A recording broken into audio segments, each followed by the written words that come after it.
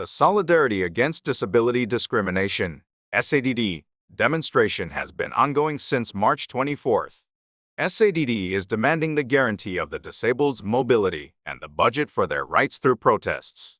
The organization held a rally by getting on and off the subway as a group at several subway stations during rush hour. There were opinions from both sides. The one side, some expressed their concern about the way the protest was done, and on the other hand, some saying that it is an expression of dissatisfaction accumulated over the years.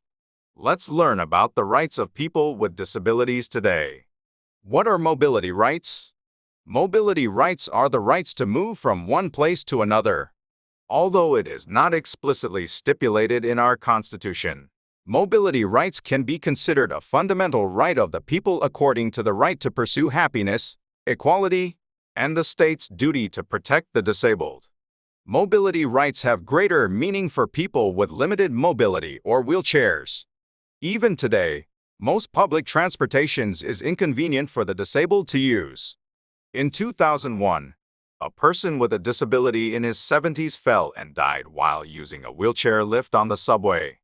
After this incident, protests calling to guarantee the mobility rights of people with disabilities have continued to this day.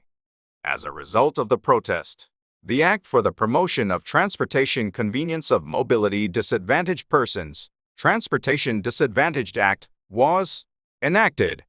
Under this law, the state should install mobility convenience facilities and make efforts to introduce low-floor buses that wheelchair users can easily use.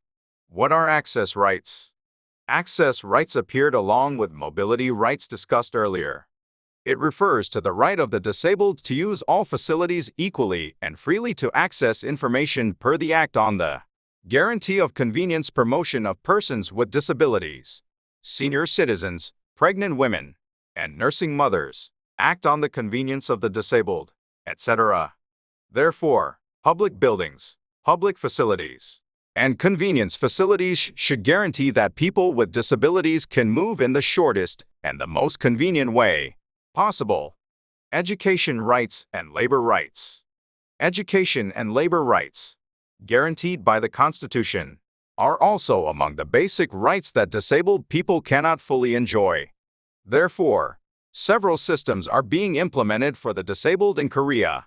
First, according to the Act on Special Education for Persons with Disabilities, the state must provide special education for the disabled.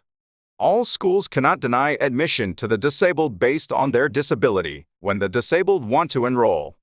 In addition, according to the Act on the Employment Promotion and Vocational Rehabilitation of Persons with Disabilities, the state must implement various vocational education and support policies for the disabled.